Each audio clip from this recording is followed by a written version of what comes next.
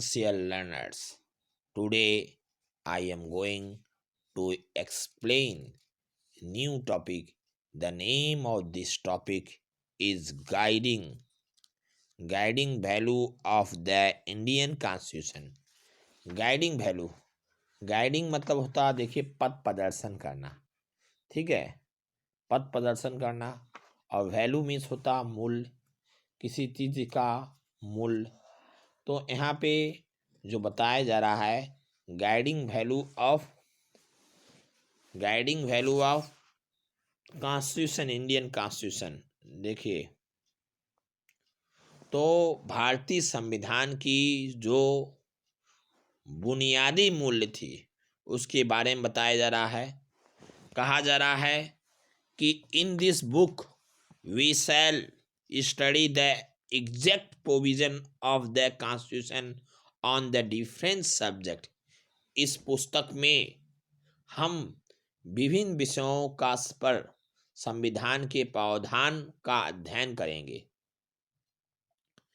The constitution different subject at the stage, let us begin by understanding the overall philosophy of what our constitution is all about.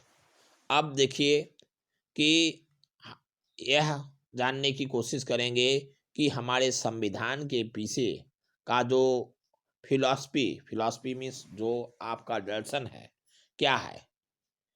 हम यह काम दो तरीके से कर सकते हैं।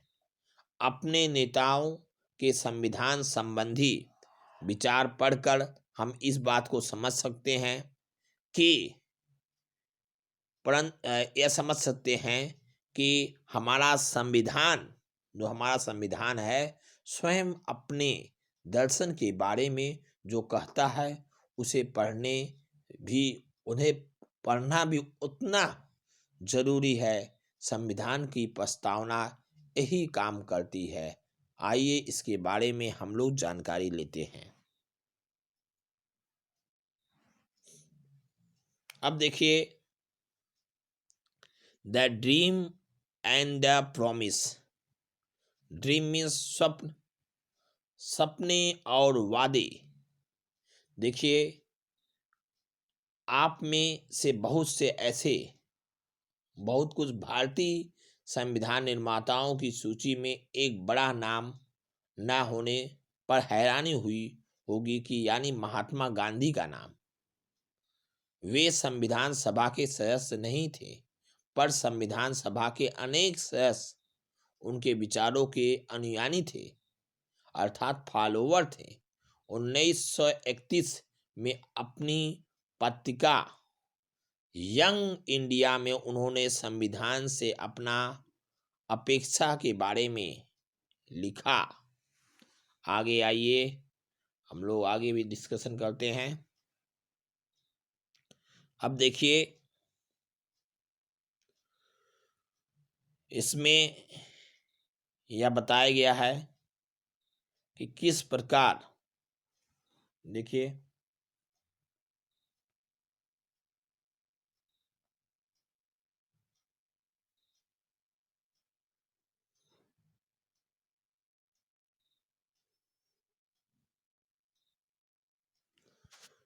इसमें यह बताया गया है कि मैं भारत के लिए एक अच्छा संविधान चाहता हूं जो उसे गुलामी और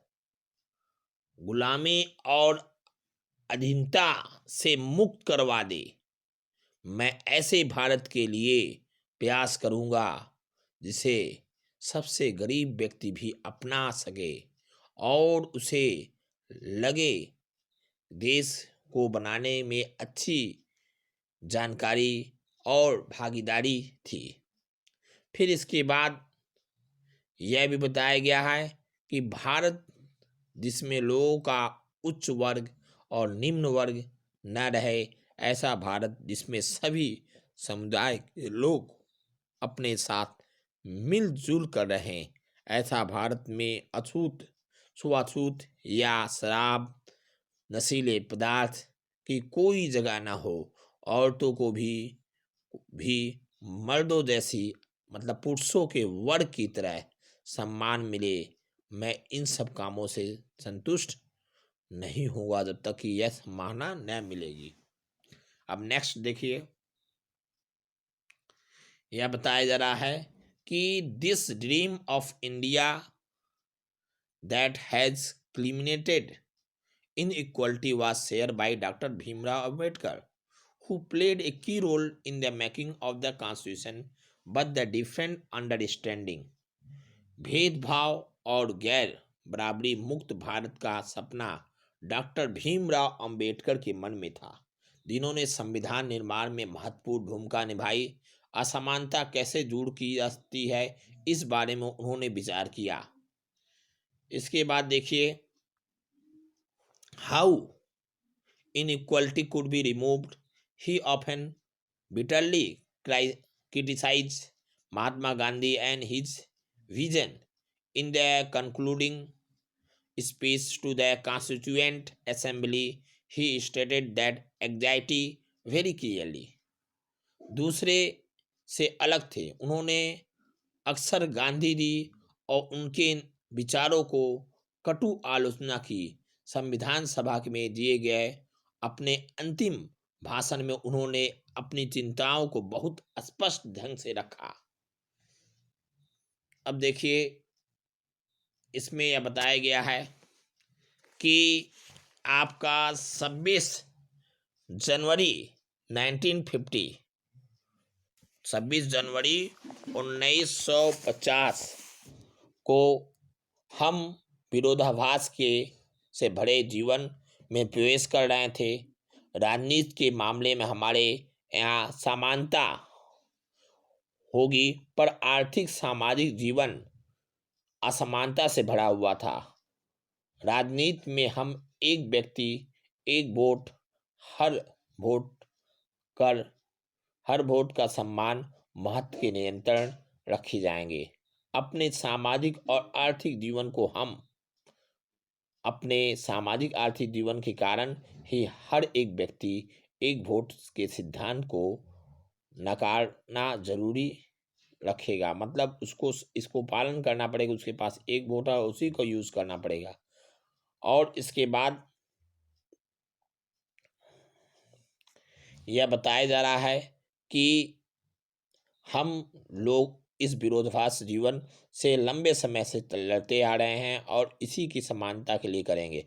अगर यह नकारना अधिकतर लाभदायक होगा, लंबे समय तक चलेगा, तो राजनीतिक लोकतंत्र को संतुष्ट या राजनीतिक लोकतंत्र पे एक संकट सा आ जाएगा। फिर नेक्स्ट आइए, finally let us turn to the Jawaharlal Nehru giving his famous speech to the. आखिर में 15 अगस्त 1947 के मध्य रात्रि के समय सभा में पंडित जवाहरलाल नेहरू ने अपना भाषण दिया। देखिए,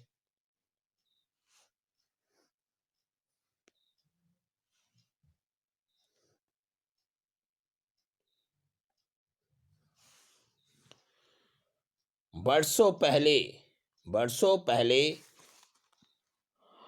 जैसे यकारा वर्षों पहले अपनी नीयत के साथ साक्षात्कार किया और अब वक्त आ गया है कि हम अपने वादों पर अमल करें, पूरी तरह उस पर ध्यान दें। काफ़ी हद तक घड़ियां जब तक मध्य रात्रि का घंटा बजाएंगी, जब सारी दुनिया सोती रहेगी, तब भारत नए जीवन की शुरुआत करेगा, आज़ाद होगा। इतिहास में कभी कभार यह भी सही है कि एक ऐसा क्षण आएगा, समय आएगा, जब हम पुराने को छोड़कर नए रूप का आवरण धारण करेंगे। जब हम एक नए युग का अंत अर्थात पुराने युग का अंत होगा और नए युग का शुरुआत होगा। और जब लंबे समय से किसी राष्ट्र की दबी हुई आत्मा वह प्रफुल्लित हो जाएगी, आवाज पाती है, ऐसे पवित्र क्षण में हम अपने आप को भारत और उसके लोगों तथा उनसे अधिक मानवता की सेवा में समर्पित करेंगे, यही हमारे लिए उचित है। आज़ादी और सत्ता जिम्मेदारी लाती है, आज़ादी और सत्ता जिम्मेदारी लाती है, आवाज़ पाती है। ऐसे पवित्र क्षण में हम अपने आप को भारत और उसके लोगों से अधिक मानवता की सेवा समर्पित करते हुए हमें यह मानते हैं कि हम लोग की जिम्मेदारी है कि भारत के लोगों को प्रतिनिधित्व करने वाले सभी संपन्न सभा के ऊपर एक जिम्मेदारी आई। आज़ादी के जन्म से पूर्व हमने पूरी प्रसव पीड़ा झेली, और इस कम से कम हम लोगों ने इन दुख जो कष्ट झेला उसको अब भूल के हम लोग आगे की तरफ अग्रसर होंगे। और कुछ दर्द अभी भी बने हुए हैं, फिर भी इतिहास अब बीता हुआ, मतलब इतिहास अब गुजर चुका है और भविष्य हमारा सुनहले संकेत की तरफ इंडिकेट कर रहा है। अब क्या हुआ कि हम भविष्य जो हमारी जो भविष्य थी आराम करने और आगे बढ़ने के लिए अक्सर पूरे वादे को निरंतर प्रयास करेगी, जिनसे हमें यह अवसर मिलेगा और एक शपथ हम आज भी लेंगे कि भारत की सेवा करने का अर्थ है दुख और परेशानियों में बड़े लाखों करोड़ों लोगों का सेवा करना। इसका अर्थ यह है कि दरिद्रता, अज्ञान, बीमारी और औसत असमानता, इन सब चीज़ों को समाप्त करने के लिए हम लोगों को एक अच्छे कदम उठाने पड़ेंगे। और हमारे युग के महानतम आदमी की कामना हर आंख से आंसू पोंछने की है। संभव यह काम हमारे भर से हमारे घर से या हमारे मन से पूरा ना होने पर, जब लोगों की आंखों में आंसू होंगे, कष्ट होंगे, तब हमारा काम खत्म नहीं होगा। जब तक कि हम लोग उस आंसू को दूर न कर दें, अर्थात उन बिंदुओं को दूर न कर दें, कष्टों को, तब तक हमारा काम वहीं रहेगा। इसलिए हम लोग का वर्क पूरा नहीं होगा। ओके माय डियर स्टूडेंट, तो आज का ऑफलाइन वर्क आप लोग का रहेगा, write down about guiding value of the Indian constitution. See you again next day. Have a nice day.